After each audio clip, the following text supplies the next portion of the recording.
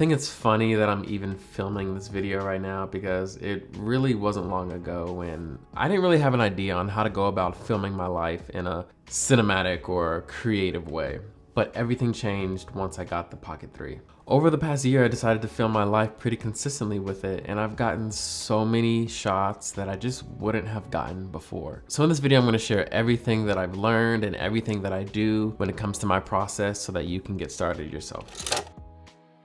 So here are my settings on screen that pretty much do not change. I'm shooting in 4K 24, my shutter is 50. I keep my noise reduction and my sharpness both at -2. As for my white balance, I keep it at 5600, and then I try to keep my ISO as low as possible to give myself the cleanest image. If I do need to bump it up, I won't really go past 1600 because that's when I start to get some unwanted noise in my image. And then I'm always shooting in D-Log M 10-bit. This is the true superpower of this camera. Shooting in D-Log is gonna give you the most this camera has to offer. It's gonna give you so much dynamic range and flexibility when it comes to color grading your image in post.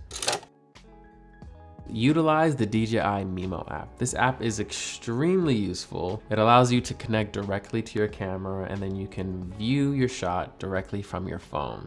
You can change your settings and of course press record. A lot of times my camera is rigged pretty out of reach, so being able to just see my shot, adjust my framing, and hit record has been extremely helpful.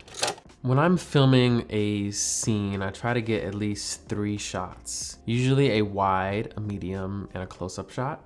This is gonna give you visual variety, and it's also gonna give you more options when you're editing. A wide shot can establish where I am, the medium shot can show more detail, and the extreme close-up can show even more detail or even more emotion of myself or whatever is going on in the scene. Keep it natural and authentic. Now I know that is very much easier said than done. At least for me, it was very awkward and just weird, like filming myself for the first time. But if we're telling our own story, we want it to breathe naturally. I myself am a pretty chill and relaxed guy, so a lot of my shots are just me kind of doing nothing and just sitting there. Maybe I'm studying or enjoying a view or exploring. At first, I thought that I needed to film the most like exciting places or things that I was doing, but I started to realize that shooting these slower and the more boring moments have a lot of magic and beauty to it as well. And so I started to look at everything that I'm doing a little differently and how I can capture it in an authentic way. I wouldn't say I'm really like going out and finding scenes to capture, but